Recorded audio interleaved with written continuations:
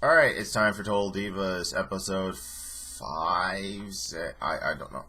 First off, I'm just going to spoil it. This episode is pretty boring as my fiance shuts the door behind me. I want to talk about first about the stuff that's going around, that there's a rule backstage that Vince McMahon does not want any Total Diva on the roster to wear the belt. Again, like I said last week, this is why Nikki didn't win at Night of Champions, and they just passed it between AJ and Paige. It's because here's the reasoning according to insiders and dirt sheets. He doesn't want a Total Diva to be champion because it will confuse the audience as to why they're not champion on the show. You don't show anyone with their belts anyway.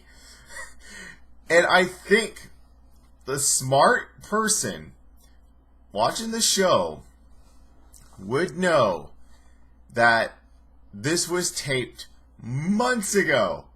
I mean, we're at Money in the Bank.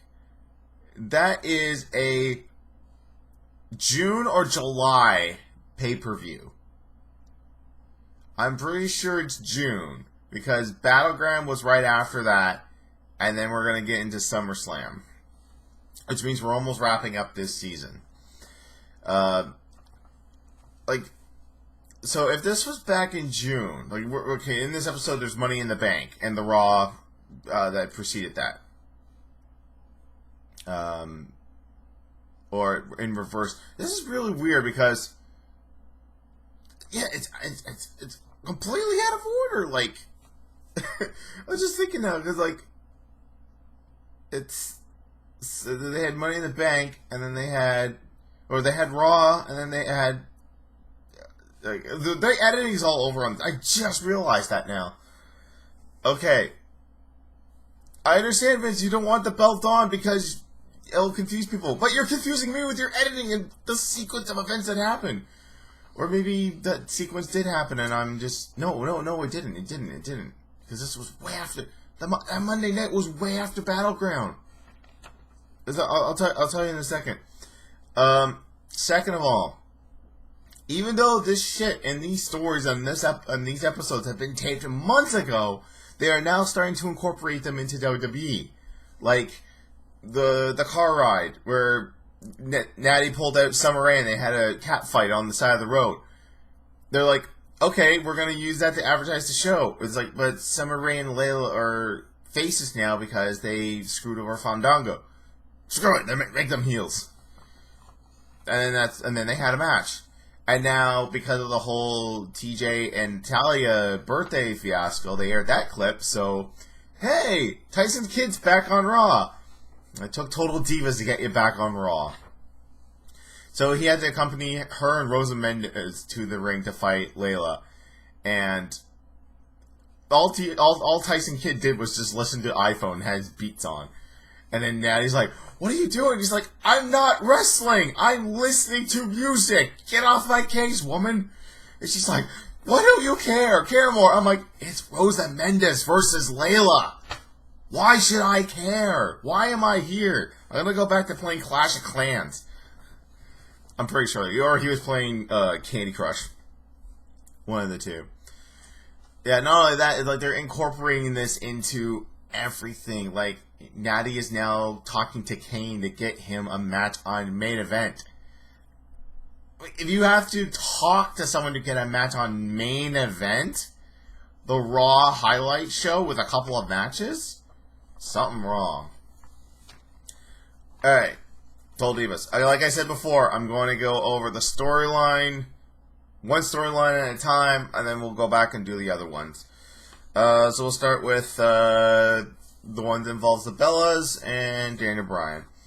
Well, at first, the little stinger in the beginning is that they go to San Diego for dinner and they see seals, and they're just like, oh, they smell like fish, which in turn smells like vaginas, because vaginas smell like fish, apparently.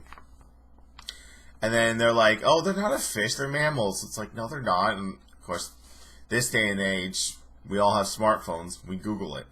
So she Googled it, and it's like, it's a mammal. It's like, sea? It's like, no, not sea. You said it was a fish. It's like, you need to go back to school. Well, you need to go back to school.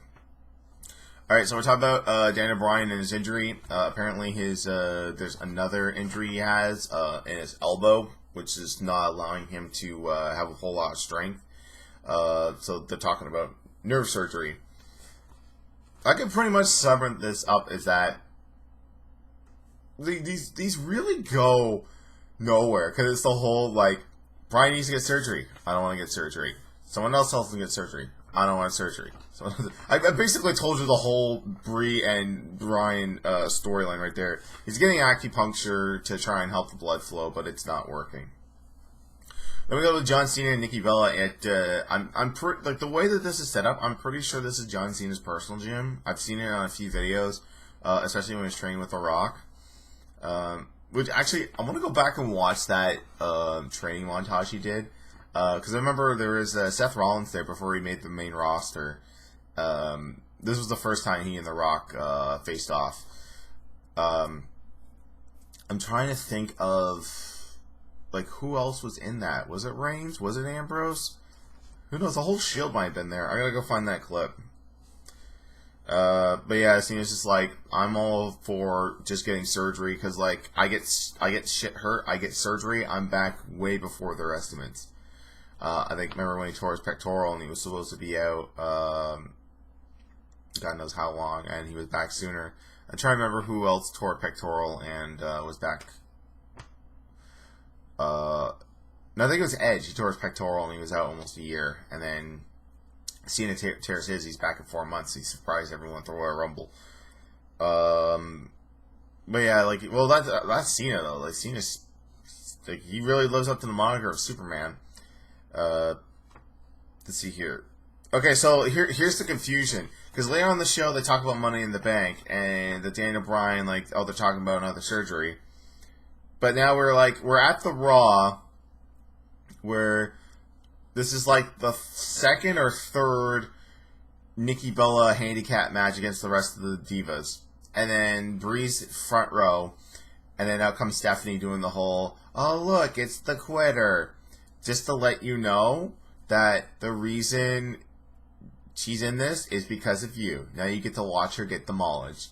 And then she walks off, and you hear, like, you're so pathetic. You are such a bitch.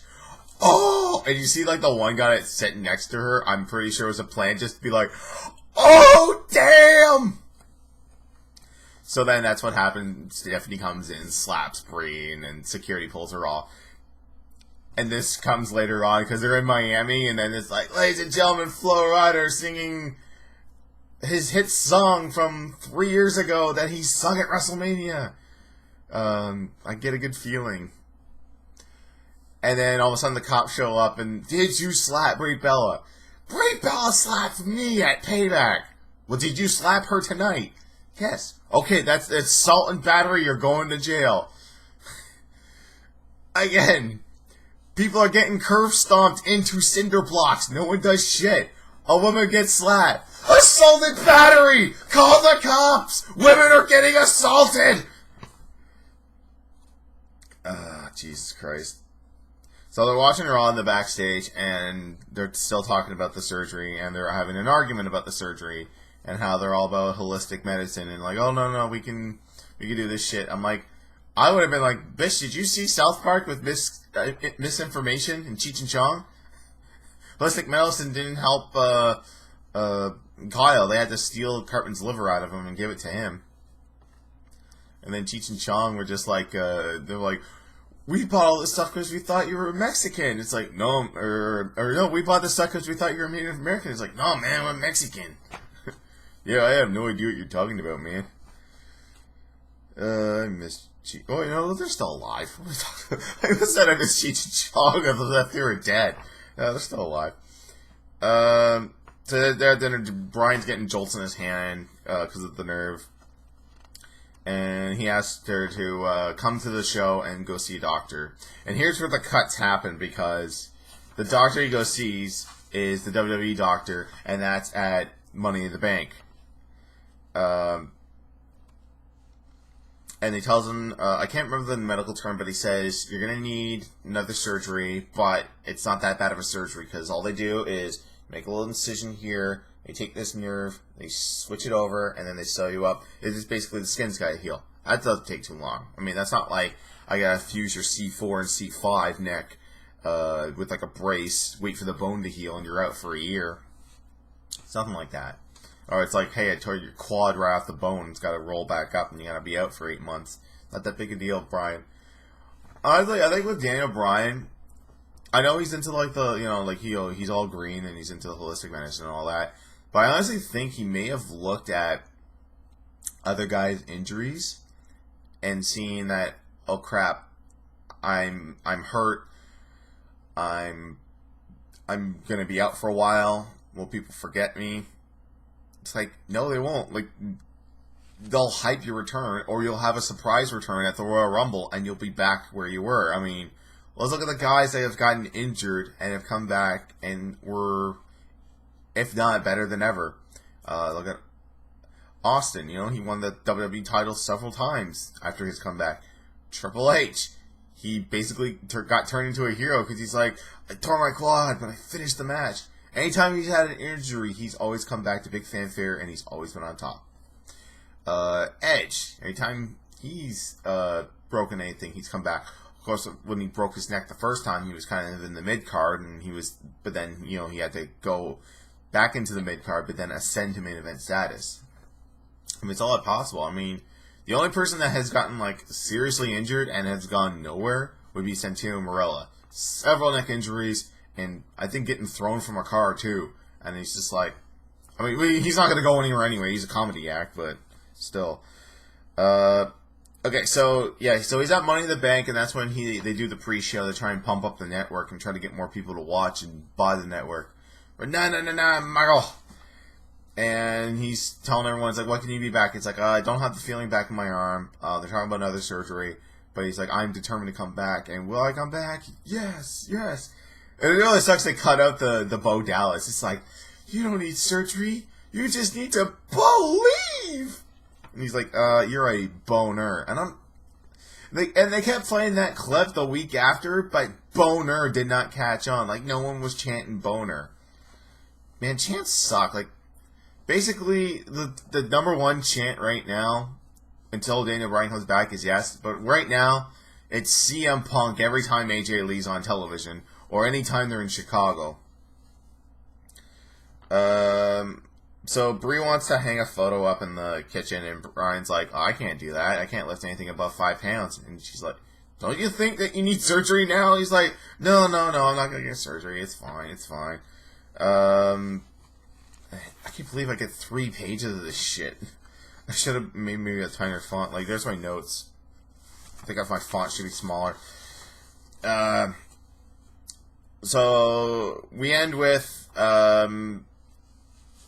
DeBella's mom out with Bryan. Funny thing is that she's like, your hair's getting so long. Like, you look nothing like the day I met you. And apparently, I'm remembering when Brie and Daniel started dating, that was pre-beard and pre-long hair. That's when he was on SmackDown and he really wasn't doing much of anything. And that's before her and Brie, or her and Nikki asked for their release to go and try to act, and that didn't work out. So now they brought this TV show and they're acting. And remember what Daniel Bryan was like? He was clean cut, he had no beard. Basically it was like early Ring of Honor days. And now he's got like full-fledged beard, long hair, and they're just like, you ever gonna cut it? And he's just like, no, I'm gonna keep it long. Like, I think they're gonna have like a hair versus hair and beard versus beard match between somebody. And Daniel will lose. And then she's like, you know what, you should get the surgery, because, like, I mean, look at what Elusive Medicine, like, look at Steve Jobs, he went that route, and look at this guy. He's pushing up roses, and, shout out to Pushing Up Roses. I'm just kidding. The last player who don't never watch this. Anyway, so it's like, yeah, look at Steve Jobs, he's pushing up daisies. That's the term, pushing up daisies, pushing up roses. Anyways, yeah, he's pushing up daisies, and Yeah, look at this company now. It's in the shitter. They put out a new phone every year. I think if Steve Jobs were still alive, they would not push out a new iPhone every year. And he's still adamant. He's like, I'm not going to get surgery. And it's like, okay, we're ending on that? Alright, we're ending on that. Alright. So that's the end of that story. It was kind of unresolved. He's just like, after the whole thing, it's just like, yeah, I'm not going to get surgery. And then they're like, okay, I guess I'll support you on that. You know. Story number 2. Jonathan, because John Cena, and we got John, God, what are the Usos' real last name? Is it Fatu? Is it Rikishi? Is his last name Fatu? Or Fatu's his first? I don't know.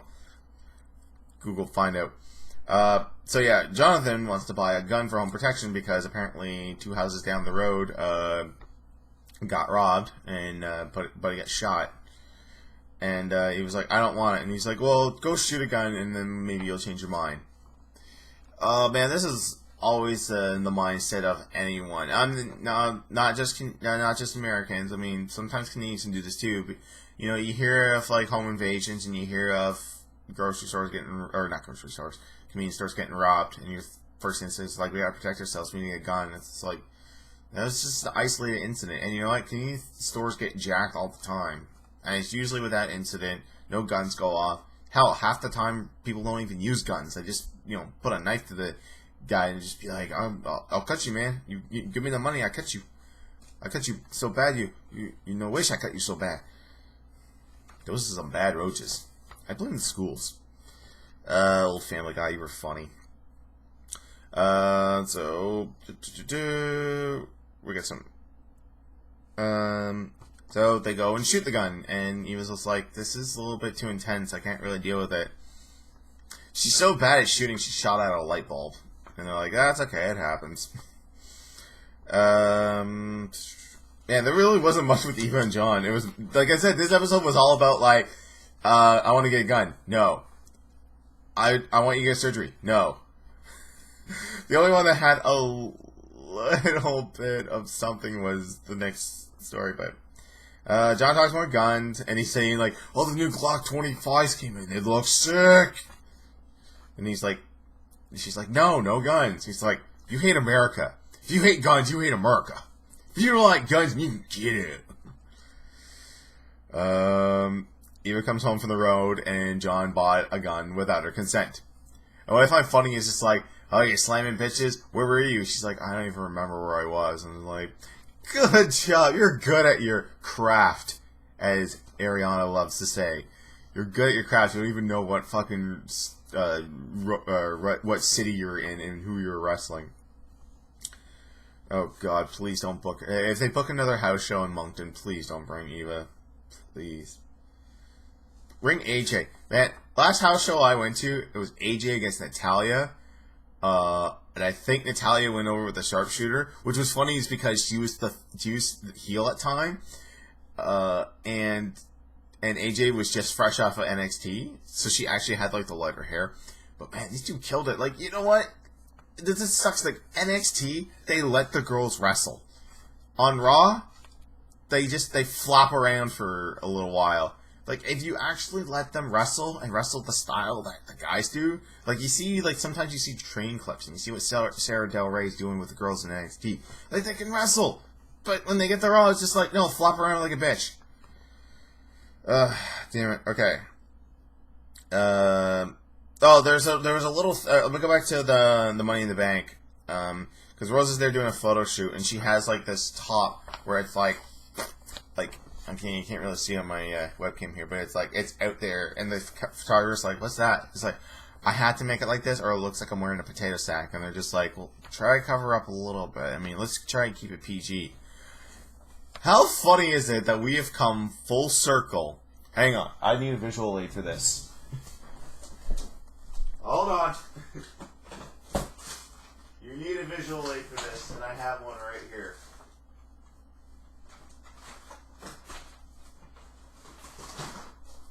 Okay.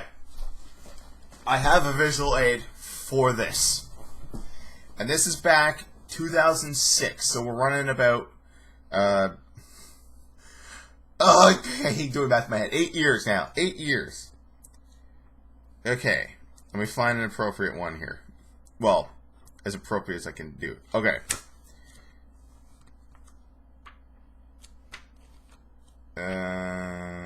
Okay, here's some good ones. Okay. So, they are telling her now, cover up the cleavage. We need to keep this PG. If she wore this 8 years ago for stuff like this, the Divas Lingerie magazine. Well, actually, this picture of Trish is actually not that. Okay, so here's some photos of Maria, sorry. Maria Kalinas, current Queen of Ring of Honor. That was acceptable back in the day, but now we're PG. They don't even make these magazines anymore. This is in pristine condition. I gotta thank my brother for keeping it this well. Because this used to be my brother's, and then he gave it to me because he's just like, I looked at it for hot bitches, but you look at them for hot bitches and because they're WWE divas, so go right ahead. So, I'm gonna save that for later. Just kidding. But yeah, like back in the day, that was acceptable. Now it's just like, no, cover up. We need to cover up. In some aspects, I'm glad they don't do that because who was getting sick of bra and panties matches and bikini contest every day? I mean, Victoria turned heel during a bikini contest, but she did it in Calgary, so she got cheered. Because, as Lawler said, like, oh, we're Bizarro Land. It's like, no, we appreciate wrestling. We don't appreciate fluff. Okay, who was I talking about and where was I? Okay, so at Money in the Bank, everyone's sitting around, and our cameo this week is once again Titus O'Neil. And Titus O'Neil's getting a lot of love on Raw. He's now part of Slater Gator. Unfortunately, he has Hornswoggle as his sidekick now. And he's on NXT a lot. He was front row for Tyson Kidd's Last Chance championship, and then got a big boot from Sami Zayn. He actually legitimately made me laugh, because this is the only time, and it made Melanie laugh too, because she was listening to the show while working on cosplays, and it made her laugh because they're talking about the gun control thing, and he was like, I want to ask the boys first. It's like, how do you feel about guns? And they're just like, I'm indifferent to it and don't really need one. And Natty's like, well, I would be feared if TJ ever got a gun. And Titus would just be like, I'd be feared you got a gun. It's like, TJ, what a cat at? Oh, we need some more Titus O'Neil on TV. And I think Darren Young's about ready to come back. And I think, if you've seen some comeback videos he's filming, he's changing his look around, and it's for the better, because he is not looking a whole lot like John Cena right now. Like, his hair is short, like Cena, but he's actually growing facial hair. So, the more you can differentiate yourself from being a black John Cena, the better. And, oh yeah, so they ended off and just say, like, okay, you bought the gun, I forgive you. It's like, okay, I'll get rid of the gun. Maybe we need a dog. And then John's like, I don't like dogs. So it's like, well, I'm going to get a dog because you got a gun without my permission. Yeah. God, that was boring. This is all around boring episode. So I'm just going to power through the last one.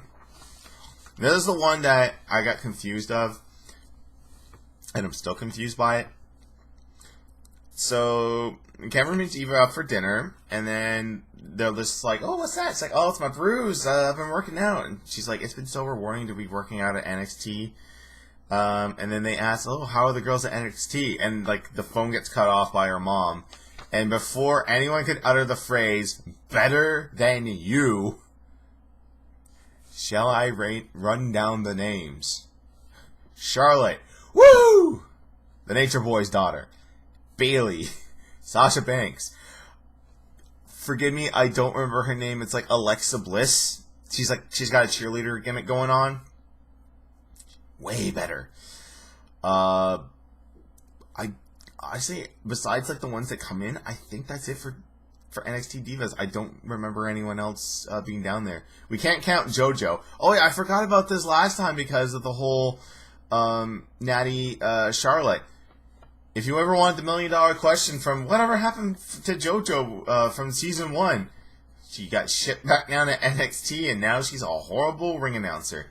Like, she kind of reads, like, when she does the following contest is scheduled for one fall. Like, she just reads it like that, and then when she gets to announcing the person, she starts getting higher and higher, and then she has a little pitch in her voice at the end. It's like, it's Bayley! Like, can we fire her and just have Lillian Garcia down there? And what about Fink? Like Fink. Like, he announced Seth Rollins as the first ever NXT champion. We have him back down there. We love the Finker. Okay, so she gets a call from her mom. It's just like, I know you're in training, but I keep calling your brother and he's not answering. It's like, call the police. It's like, can you and Vinny go look for him? It's like, well, I'm in training. It's like, yeah, I know. It's like, alright, I'm gonna cancel my training. Do you think that this whole week that she was doing this is why she tells the ref, ask a counter, like, when her face is down? Did you miss that part of training? Bill DeMont should slap a bitch. So yeah, they go hunting and conveniently find them just hanging out on the side of the road. Now, that's when I thought, that like when I saw the previews of this, I thought the cops already called them, and that's where they were. So convenient. And I gotta say, like, this kid's like 15. He's got the crush stash going. You know, that little bit of, like, little itty bitty hairs you start growing when you start growing facial hair, and you don't shave it right away because you think it's cool. Kids, shave it! Because once you shave it, you'll get an immaculate beard such as this. When I stroke my beard, do I not look dignified?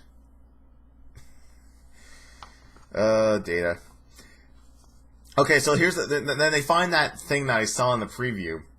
And she's like, you think this shit's funny? You think this shit's funny? And it's like, it's all blurred out. And I'm like, they never say what it is. And they keep saying, you're hanging out with the wrong crew. What are you doing that's so bad? They never say it. It's just like, oh, you're not calling your mom. Okay, call him out on that shit when he gets home.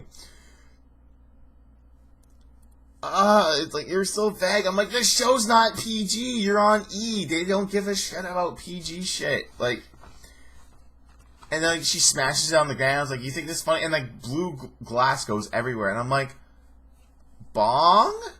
He was doing weed? He was smoking weed? Like, say it!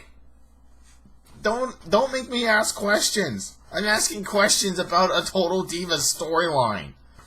This shit should be self-explanatory. Okay, so they come in, they bring the mom in, and they start trying to have family talk, and it's just like, you're running with the wrong crew. Okay, let's talk about that some more. Why? Why are we talking about this again? Like, say something. I wrote down here, not a PG show. Say what he's doing. Tell him to shave that crustache. Okay, so it ends up, Karen brings her brother to ex-gang members, and then we get that guy who's got, like, his whole face tattooed, and the nose piercing is like, you think this is funny, homie? You think this is funny? You know, running gangs, you know, I don't know. They're fake about running gangs too. It's like I was running the wrong thing, and I didn't love my mama. I was waiting for Karen to be like, don't you listen to my theme song? Somebody call my mama. Call your mama. And this guy, his name's Tattooed. He's got fangs. And the whole time, I was humming Gangrel's theme song. I was waiting for him to like take a chalice and do a blood sacrifice. And WWE always seems to be out of the loop when it comes to doing vampire gimmicks. Because it did Gangrel and Kevin Thorne and Ariel like so many years too soon before Twilight. Had they done that gimmick during Twilight, might have been around for an extra couple of months. Trust me. Supernatural gimmicks, the only person that was ever able to pull that off and keep it long was The Undertaker. I think he said in an interview he hasn't completely rolled out WrestleMania 31. But at this point, though, other than getting a revenge match against Lesnar, Really not much more you can do. I mean, to be honest, I don't see a Undertaker Sting match. I mean, it could be a kind of an interesting story where it's like Undertaker and Sting, the two guys that never left their respective companies during the war. Like, Taker was always a WWE guy, and Sting was always a WCW guy. But let's not mention the fact that The Undertaker used to be Mean Mark Callis and was managed by Teddy Long and Paul Heyman in WCW, the early days of WCW. Hey, you ever think that's why Teddy Long put so many guys one-on-one with The Undertaker? Because he was in a tag team with Dan Spivey, the new Skyscrapers? Ha ha ha. Let's see here. Where was I? Oh, yeah. So, I wrote down this was an episode of Maury without the yelling. The only episodes of Maury I like are the paternity test, like You Are Not the Father. I hate the lie detector test because the guys are always lying and the girls are always telling the truth. Like, it's a fucking double standard. I wish they would change it. Like, why can't we ever have, like, the guy is like, yeah, I think my girl's cheating on me. She's like, I ain't cheating on you. He's like, okay. We've asked the lie detector if you had sex within the last 12 months with any other guy besides John. The lie detector test determined that was a lie more than 20 times. Oh! They get to the crowd and be like, damn! I gotta go through this because I'm losing my voice. So yeah, after the talk, they go out to dinner and everything's resolved. It's that Hallmark moment where everything gets resolved in a week. Oh god, this was a bad episode. Skip this. And like I said, the editing's all over the place because, like, they do the Raw that's before, that's way before SummerSlam. Like, this is 4 weeks before SummerSlam. And then they go back to Money in the Bank. Oh god, like, it's all over the place. But next time on Total Divas, Eva never had a bachelorette party, so I wrote bachelor party for some strange reason. So they're out somewhere down south or out west or something, they're swimming. And somewhere, my god, I've dubbed this the Jennifer Lawrence swimsuit. Everyone's wearing this weird one piece that's like cut up all everywhere. It's black. And I dubbed this the Jennifer Lawrence one because it was part of the photos that got leaked during the fappening. And then Jessica Nigri did a photo shoot in it. And now one of the Total Divas is wearing it. Like, and then this was filmed months ago. This is before the fappening, so I'm like, did this swimsuit somehow become popular before then? Was this a photo that she tweeted out? I don't know. I don't follow Jennifer Lawrence. Now Nikki's making fun of Brie because Brie Mo's been disengaged and she doesn't feel like drinking. It's like, oh my god, you become an old woman. And like, it happens, you know? You turn 30, 31, you don't feel like getting pissed drunk every freaking weekend. I know, I don't. Cameron and Vinny are at a crossroads because he's like, I love you, babe. I want to marry you.